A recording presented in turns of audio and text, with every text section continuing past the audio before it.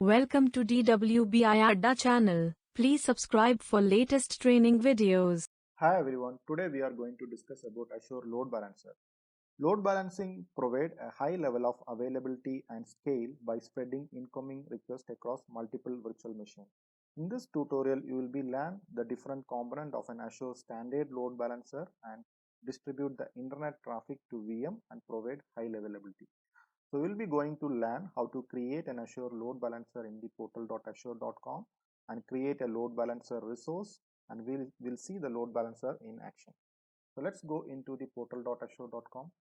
So I'm here in the portal.azure.com, and if I go into this load balancer option here, I don't have any load balancer yet. So let me go and create a brand new load balancer. I'm going to create a load balancer option here.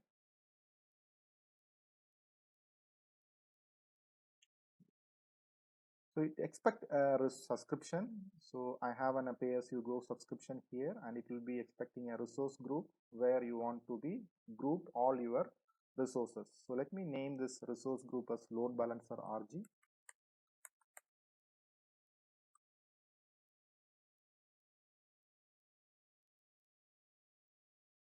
So it is been validating my resource group, and it has been available.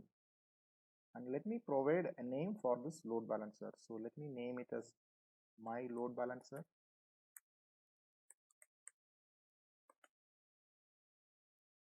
And I'm going to create this load balancer in the East US region.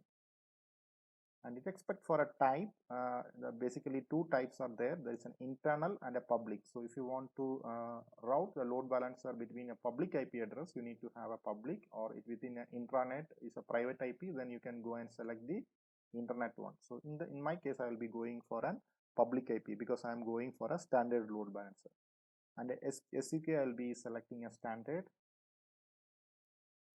If you see the standard load balancer is secure by default, this means the network security group NSGs are used to explicitly permit and whitelist allowed traffic. If you don't have an NSG or a subnet or a NIC of your virtual machine group, traffic is not allowed to this resource group. So if you are going to be selecting a standard option here, you need to have a NIC to be set up in your virtual machine resource traffic group. So let me go and create a public IP for this. So I don't have any existing public IP. If you have an existing public IP, you can go and use the existing one. In my case, I don't have an existing public IP. So I'll be going and create a brand new public IP. So let me go and name it as my public IP. And we can go and select the availability zone. We discussed about this availability zone when we create a virtual machine and a storage account. So let me go and select this availability zone as zone redundant. And you can go and select an IP6 address or an IP4. So in my case, I'll be going with an IP4 address, and let me go and review and create this load balancer. So it's take a while to create this load balancer and set up my first public IP address. So if you see, my validation is being passed, and I'll be going to create this load balancer.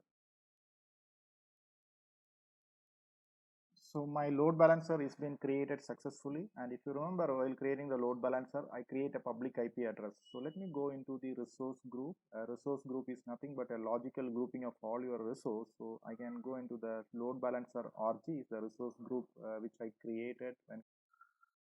So let me go into this load balancer RG resource group, and I can see my public IP address and load balancer has been created successfully. Let me go into public IP and see what is an IP address assigned. So it is an 52.146.48.129 is the public IP assigned to me. So let me go into this load balancer RG and go into the load balancer. So in the load balancer, we'll be going to create the load balancer resource. So in this section, you configure the load balancer settings for a backend address pool, health probe, and a backend balancer rule. So in the settings section, you can see these three options there, like a backend pool, health probe, and a load balancing rule. So let me go and create a backend pool.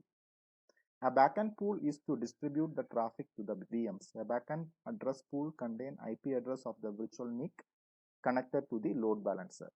So let me go and create a backend pool. and I'm going to name this backend pool as my backend pool. So I am going with an IP4 address. Right now I don't have any virtual network. You can go and select the virtual network and the virtual machine you want to add into the backend pool. And if you see, there is a warning, so make sure your virtual machine is in the East US and the virtual machine has a standard public IP and is not associated with any other backend pool. So your virtual machine, when you are going to add into this backend pool, it need to be in the same region where your load balancer is being created. In my case, it is in the East US region, and it need to, though we are selecting a standard SUK, it need a standard public IP address and it not been associated to any other backend pool. So let's go and create this backend pool. So my deployment for the backend pool is being in progress. So meanwhile, we'll go and create a health pro. The health pro is to allow the load balancer to monitor the status of your app. You can use your health probe to health probe dynamically add or remove the VM from the load balancer rotation based upon the response on the health check.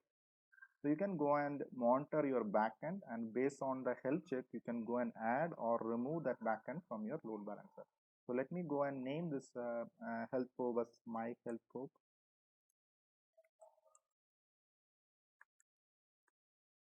And I'm going to use an HTTP protocol to check my backend. So let me take the HTTP protocol, and I'm going to use the port number 18, and interval is actually I'll be going with an 15 minutes as an interval. So for every 15 seconds it will go and check your backend and check the health of your backend. So let me go and create this health probe. So, and it's going to create my health probe. So once the health probe is created successfully, we will be going to create a load balancing rule. So let me go into the load balancing rule. A load balancing rule is used to define how traffic is distributed to the VM. You define the front-end IP configuration for the incoming traffic and back-end IP pool to retrieve the traffic. So if you see, remember, we already created a back-end pool, and now we'll be going to configure a front-end rule and a back-end pool as well. So let's go and create a load balancing rule. So it will expect a name for the load balancing rule. So let me name it as my load balancing rule.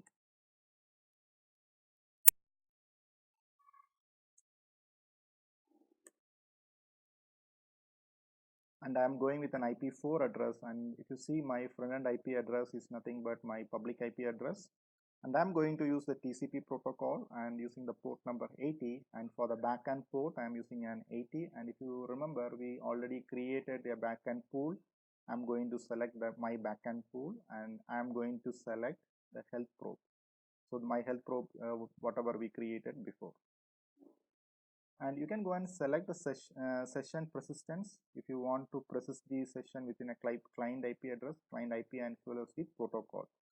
So the session persistence specify the traffic from a client should be handled by the same virtual machine in the backend pool for a distribution for a duration of session.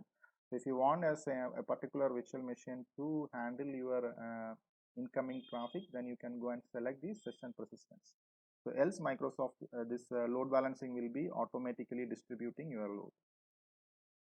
And you can go and disable, I'm keeping this TCP reset as a default option here, and you can see that there is something called as floating IP. A floating IP is recommended only for an SQL always on availability group. So it can enable only when creating a rule if the port and backend port match. So let me disable this and go and create this load balancing rule. So if you see that my load balancing rule is been creating.